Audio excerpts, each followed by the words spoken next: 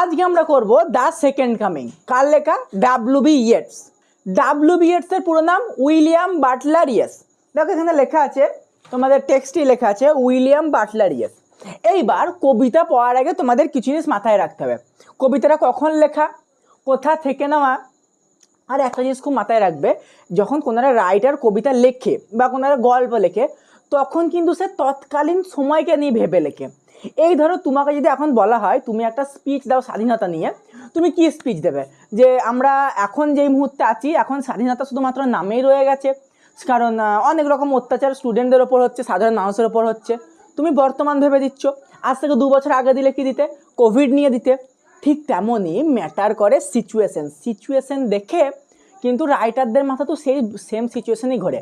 তাহলে এই কবিতাটা কখন লেখা? এই কবিতাটা লেখা হচ্ছে আফটার ফার্স্ট ওয়ার্ল্ড ওয়ার আর বিগিনিং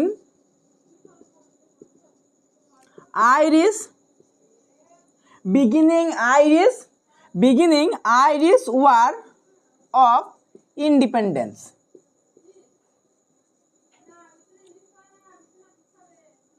তাহলে এইটা হচ্ছে মেনলি টাইমিং, এইটা হচ্ছে কি টাইমিং, কখন লেখা না আফটার ফার্স্ট ওয়ার্ল্ড ওয়ার, প্রথম বিশ্বযুদ্ধের পরে, আর বিগিনিংয়ে আইরিশ ওয়ার অফ ইন্ডিপেন্ডেন্স, অর্থাৎ আইরিশ ওয়ার অফ ইন্ডিপেন্ডেন্সের শুরুতে। এইবার এই কবিতাটার নাম কিন্তু প্রথম থেকেই ছিল না, যে কি ছিল না বাবু, যে এই কবিতাটা এখন তোমরা নাম কি পড়ছো?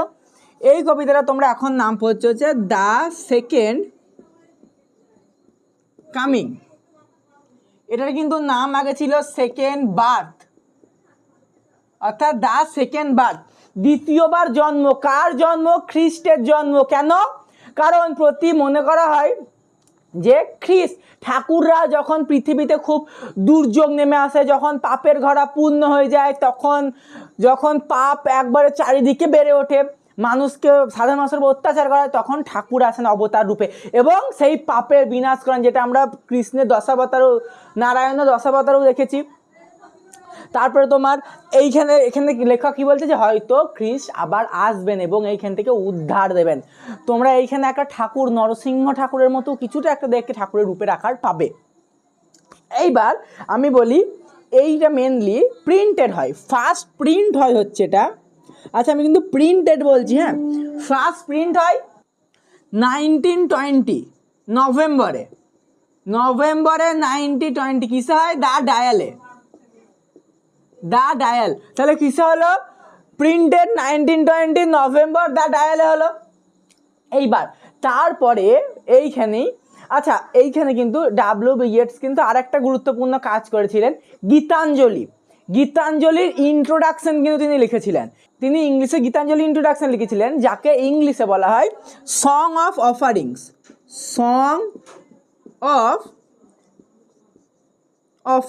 মানে সং মানে গীতাঞ্জলি গানের অঞ্জলি, সেটাকে ইংলিশে বলা হয় সং অফ অফারিংস। অর্থাৎ রবীন্দ্রনাথের যে গীতাঞ্জলি, তার ইংলিশ ইন্ট্রোডাকশনটা লিখেছিলেন ডাব্লিউ.বি. ইয়েটস। এই কারণে কিন্তু তিনি নোবেলও পান। আচ্ছা এইটা লেখার জন্য তিনি কিন্তু নোবেলও পান। কবে পান? 1923, অর্থাৎ নোবেল কবে পান? 1923 লিটারেচারের জন্যে। তার লিটারেচারের জন্য তিনি নোবেল পান 1923। আমাদের যে প্রিন্টের পিডিএফ নোটস, যেই নোটসগুলো তোমাদের গ্রুপে দেওয়া হয় একদম ফ্রিতে, এই নোটসের মধ্যে সব ডেটা আছে। তোমরা যারা এখনো গ্রুপে জয়েন হওনি, ডেসক্রিপশনে লিঙ্ক দেওয়া থাকবে, লিঙ্কে ক্লিক করে গ্রুপে জয়েন হয়ে যাও এবং সব নোটের অ্যাক্সেস তোমরা ফ্রিতে পাবে, যাবতীয় ক্লাসেসের অ্যাক্সেস তোমরা ফ্রিতে পেয়ে যাবে। গ্রুপে কি জয়েন হয়ে নাও। আচ্ছা তাহলে এইটা নোবেল উনি কবে পান? 1923 সালে। আচ্ছা এইগুলো আমরা কেন পড়বো? তোমাদের যে নতুন বই সেখানে অ্যাবাউট দ্য টেক্সট আর অ্যাবাউট দ্য পোয়েট ডিটেলস দেওয়া আছে, সেই জন্য আমাদেরকেও ডিটেলস পড়তে হবে। এইবার এইটাকে আর একটা সংকলনও নেওয়া হয়। কবে নেওয়া হয়? আচ্ছা এইটা আমি মুছে দিলাম। এইটাকে আর একটা সংকলনে নেওয়া হয়, হচ্ছে সংকলন বলতে অনেকগুলোকে। 1921 কি নাম ছিল এর? নাম ছিল হচ্ছে মিচেল রবার্টস অ্যান্ড ড্যান্সার্স। তাহলে এর নাম ছিল 1921, এটাকে একটা সংকলনের মধ্যে নেওয়া হয়, যেটা নাম লেখা হয় মিচেল রবার্টসন ড্যান্সার্স। কোনটাকে? গীতাঞ্জলি ইন্ট্রোডাকশনটা নয় কিন্তু, এই যে এইটা তোমাদের যে গল্পটা সেকেন্ড কামিং। আচ্ছা তুমি যদি বলো স্যার আপনি এই ডেটা কোথা থেকে বলছেন, কিছু ডেটা বাইরে থেকে নেওয়া অবশ্যই, কারণ সব ডেটা তো বইয়ে থাকে না, কিছু ডেটা কিন্তু তোমাদের এই বইয়ে about the poet, about the text সেকশনও আছে। আমি বলে দিচ্ছি, পুরো বইতে তোমাদের ভীষণ ভালোভাবে পড়তে হবে। আচ্ছা এইবার আমরা আসি কবিতায়। আমাদের যা নলেজ ডেটা নেওয়া দরকার ছিল আমরা নিয়েছি, তোমরা এই নোটসও এর থেকে এক্সট্রা আরও অনেক ডেটা পাবে, যেগুলো শব্দ বলা সম্ভব নয়, নোটসের মধ্যে দেওয়া আছে। এইবার turning and turning in the widening গেট, এইখানে মানে হচ্ছে বিস্তৃত বলয়, উইডনেস গিয়ার মানে হচ্ছে বিস্তৃত বলয়। কি বলছে? সমানে ঘুরছে, সমানে ঘুরছে, অর্থাৎ যে বিস্তৃত বলয় বলতে ধরো ঘূর্ণিঝড়, তোমরা যেমন দেখেছো এই যে এইরকম ঘূর্ণিঝড় হয় মেনলি, কীরকম হয়? এরকম হয়, আস্তে আস্তে আস্তে আস্তে যত উপরে যায় বড় হয় ঘূর্ণিঝড়টা। তাহলে এইরকম যে ঘূর্ণিঝড় হয় এরকম সমানে ঘুরছে। দ্য ফ্যালকন, ফ্যালকন মানে হচ্ছে বাজ পাখি, ক্যান নট হিয়ার দ্য ফ্যালকনার, প্রভু অর্থাৎ যে বাজ পাখিকে ট্রেনিং দেয় সে হচ্ছে, তাকে ফ্যালকনার বলা হয়। অর্থাৎ প্রভু যে বাজ পাখিকে ট্রেনিং দেয় সে অর্থাৎ প্রভুর কথা শুনছে না। এইখানে বলছে মানুষ আর সরকারের কথা বা মানুষ যে তার প্রভুর কথা আর শুনছে না, সে নিজের মতো কাজ করে যাচ্ছে, সমানে পাপ করে যাচ্ছে, এই লাইনে এইটা বলছে। তোমরা রিসেন্ট দেখতে পারে স্টুডেন্টরা যে আন্দোলনটা করলো জান্তার মান্ত্রে, তারা কিন্তু সরকারের কোনো কথা শোনেনি, সরকারের কোনো দাবি শোনেনি, কারণ যখন মানুষের ওপর অত্যাচার ভীষণভাবে বেড়ে যায় মানুষ বাধ্য হয় তার বিরুদ্ধে প্রতিবাদ করতে। তো এইখানে লেখক সেটাই বলছেন যে প্রভুর কথাও সে আর শুনছে না। Things fall apart, the centre cannot hold, জিনিসপত্র ছড়িয়ে আছে, কেন্দ্র কাউকে কন্ট্রোল করতে পারছে না। অর্থাৎ এখানে জিনিসপত্র বলতে যে থিংস ফল অ্যাপার্ট, চারিদিকে জিনিসপত্র ঘটনাগুলো ছড়িয়ে পড়ছে, দ্য সেন্টার কেন্দ্র, এখানে কেন্দ্র সরকার ধরতে পারো বা কেন্দ্রে যে শাসন আছে সে কাউকে কন্ট্রোল করতে পারছে না। মেরি অ্যাঙ্করি, অ্যাঙ্করি এনার্জি মানে হচ্ছে, এনার্জি মানে অরাজকতা, মেরি মানে শুধুমাত্র, ইজ লুজড আপন দ্য ওয়ার্ল্ড, শুধু ছড়িয়ে পড়েছে পৃথিবীতে, শুধুমাত্র অরাজকতা ছড়িয়ে পড়েছে, শাসন দুঃশাসন ছড়িয়ে পড়েছে। The blood dimmed tide is loosed and everywhere, রক্তে রাঙা যে নদীর ঢেউ চারিদিকে ছড়িয়ে পড়ছে। ব্লাড ডায়মন্ড বলতে এখানে মেনলি লাল হীরা না, এখানে রক্তের রাঙা যে সেটা ছড়িয়ে পড়ছে। The ceremony of innocence is drone, এখানে কী বলছে? সহজ সরল মানুষের মূল্য আর নেই, যে মানুষ সহজ সরল, ইনোসেন্স মানে সহজ সরল, সাধারণ মানুষ সহজ সরল মানুষ, তার মূল্য আর নেই। The best of lack all convinced, কনভিন্সে ট্রাস্ট ভরসা করা, ওয়াইল দ্য ওস্ট, ভালো মানুষ বিশ্বাসের ওপর অভাব বোধ করছে, অর্থাৎ যে ভালো মানুষ তারা বিশ্বাস করতে পারছে না। দেখো এইটার মানে শুধু এইটুকু, the best lack all convinced মানে হচ্ছে ট্রাস্ট, ভালো মানুষ বিশ্বাস করতে পারছে না, বিশ্বাসের ওপর তারা যে একটা বিশ্বাসের ওপর যেটা বোধ, যে ভালো বিশ্বাস করবো কাউকে, সেই বিশ্বাসটা ভালো মানুষ করতে পারছে না। ওয়াইল যেখানে দ্য ওস্ট, খারাপ মানুষগুলো আর ফুল অফ প্যাশনিয়েট ইন্টেন্সিটি, অর্থাৎ তারা যে তাদের খারাপ কাজগুলো সেগুলো সমানে করে চলছে।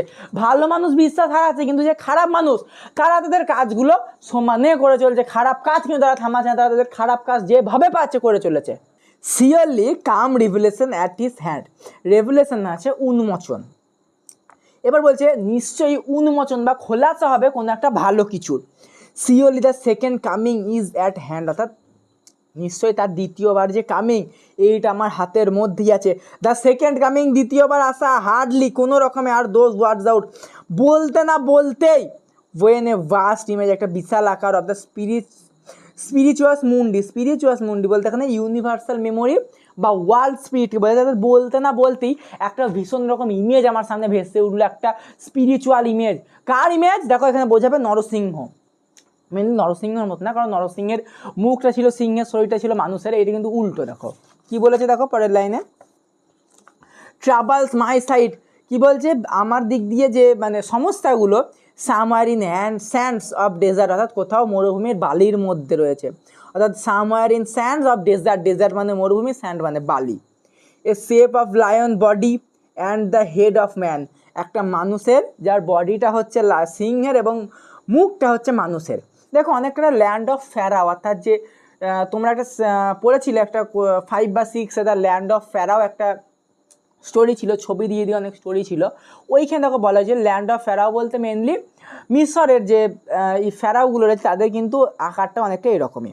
দ্য গেজ, গেজ মানে চাহুনি, দৃষ্টি, blank and pitiless as the sun, অর্থাৎ সূর্যের মতো নির্দয়, এবং ব্ল্যাঙ্ক মানে ফাঁকা, কোনো রকম যার মধ্যে কোনো আশা নেই, বাসনা নেই, আকাঙ্ক্ষা নেই। The gauge of blank, blank মানে ফাঁকা, যার মধ্যে কোনো চাহুনি নেই, কোনো মানে কোনো কিছু আশা নেই, কামনা নেই, বাসনা নেই, মানে কিছু চাই। ধরো আমি তোমার দিকে তাকাচ্ছি, মানে আমি কিছু চাইছি তোমার কাছে, যে হয়তো এমনভাবে তাকালাম এইভাবে, তুমি কোনো একটা আনসার বলবে, আমি এভাবে তাকালাম, বল দেখি পারিস নাকি।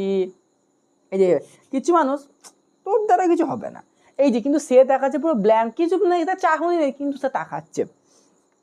ইজ মুভিং ইট স্লো থাই, অর্থাৎ যে ভগবান, তার আকার তো দেহ, মানে তার দেহের আকার তো বিরাট বড়, তার যে থাইগুলো, ওয়াইল অল অ্যাবাউট ইট, অর্থাৎ ধীরে ধীরে এগিয়ে আসছে। তারপরে reel shadows of indignant desert birds, অর্থাৎ ইনগ্রিডিয়েন্ট বলতে রাগী, এখানে রিল শ্যাডো, অর্থাৎ রিল বলতে তোমাদের ওই ফেসবুকে যে রিল দেখো ওই রিল নয়, যে ফেসবুকে যে রিল দেখো না, তেরি পিয়ারি পিয়ারি দৌ খিয়া, ওই রিলস নয়, এখানে রিল বলতে ঘোর পাক খাওয়ানো। ওই ইনস্টাগ্রামও তোমাদের ঘোর পাখি খাওয়াচ্ছে, রিল মানে ওখানেও ঘোর পাখি খেয়ে যাচ্ছে তোমরা। Reel shadows of the indignant desert birds, অর্থাৎ সে রাগী পাখির মতো ঘোর পাক খাচ্ছে। দ্য ডার্কনেস, ডার্কনেস মানে হচ্ছে অন্ধকার সময়, এখানে খারাপ সময় বোঝাচ্ছে। ড্রপ এগেন, আবার আসছে, বাট কিন্তু নাও আই নো, এখন আমি জানি, দ্য 20 সেঞ্চুরিজ, আচ্ছা 1 সেঞ্চুরি মানে হচ্ছে 100 বছর, 20 সেঞ্চুরি মানে হচ্ছে 20 বছর, এই 20 বছর মানে হচ্ছে 2000 বছর। অফ স্টোনি স্লিপ, একটা স্টোনি স্লিপ মানে শান্তিময় ঘুম। ওয়ার ভেক্সড, ভেক্সড মানে ডিস্টার্ব হলো to the nightmare by a rocking cradle, rocking cradle মানে মায়ের কোলও হয়, দোলনা হয়। মেনলি রকিং কাডেলে আমি কনসেপ্ট ক্লিয়ার করছি, মেনলি ইফে দোল খাওয়ানো। এবার যখন দোল খাওয়ানো হয়, তো মায়ের কোলু বাচ্চা দোল খায়, দোলনা তু দোল খায়, তো দুটোই হয়। কনসেপ্ট ক্লিয়ার, এরকম মানে এইটা নয়, ইংলিশে কিন্তু একটা ওয়ার্ড দিয়ে অনেক কিছু বলা হয়। টেল মানে লেজ হয়, টেল মানে গল্প হয়, টেল মানে বলা হয়, তো একটা ওয়ার্ড দিয়ে অনেক কিছু হয়, কনসেপ্ট ক্লিয়ার রাখতে হবে। টেলের কিন্তু সবকটা স্পেলিং আলাদা। আচ্ছা, হোয়াট অ্যান্ড রাফ বিস্ট, একটা বিশাল আকার দৈত্যাকার চেহারা। Its hour came round at, আর সময় ঘনিয়ে এসেছে, অর্থাৎ its hour came round at last, সময় ঘনিয়ে এসেছে। Slouches towards Bethlehem to be born, অর্থাৎ এগিয়ে আসছে বেথলিনের জন্মর দিকে। বেথলিন কি জিনিস? বেথলিন হচ্ছে যীশু খ্রিস্টের জন্মস্থান। তাহলে কি বলছে, এইটা খ্রিস্টের জন্মের স্থানের দিকে এগিয়ে আসছে। এই যে তার মানে কি বলছে, এইবার হয়তো ভগবান অবতার নেবেন, এইবার অবতার নিয়ে ওই পাপীদের হয়তো বিনাশ করবেন। তাহলে এইখানে লেখক এটাই বলতে চাইছেন যে যখন যখন পাপের সীমা ঊর্ধ্বে যাবে, পাপীরা ক্রমশ প্রবল হয়ে উঠবে, তখনই পাপীদের পতন হবে, ভগবান নিজে এসে তাদের পতন করাবেন। আমরা যেমন অবতারও দেখেছি, নরসিংহ এসেছিলেন, কৃষ্ণ এসেছিলেন, তারপরে তোমার কর্ম, বরাহ, এরা সবাই এক একবার এক এক রকম রূপ নিয়ে এসেছিলেন। তো মেনলি আরও শিবজির অনেক অবতার আছে, তো মেনলি এরা অবতার নিয়ে এসেছিলেন। এইখানে কিন্তু এইটাও একজন পোয়েট রয়েছেন ডাব্লিউ.বি. ইয়েটস, যে যখন যখন খারাপ সময় আসবে, তখন তখন ভগবান এই রকম রূপ নিয়ে এসে খারাপের শেষ করবেন এবং ভালোর শুরু করবেন। তোমাদের আবারও বলছি, তোমরা যারা গ্রুপে জয়েন হওনি, গিয়ে জয়েন হয়ে যাও, লিঙ্ক ডেসক্রিপশনে থাকবে, যে আমরা তোমরা ফ্রি সাজেশন, ফ্রি নোটস, যাবতীয় সব কিছু পেয়ে যাবে। আচ্ছা, দেখা হচ্ছে পরের চ্যাপ্টারে।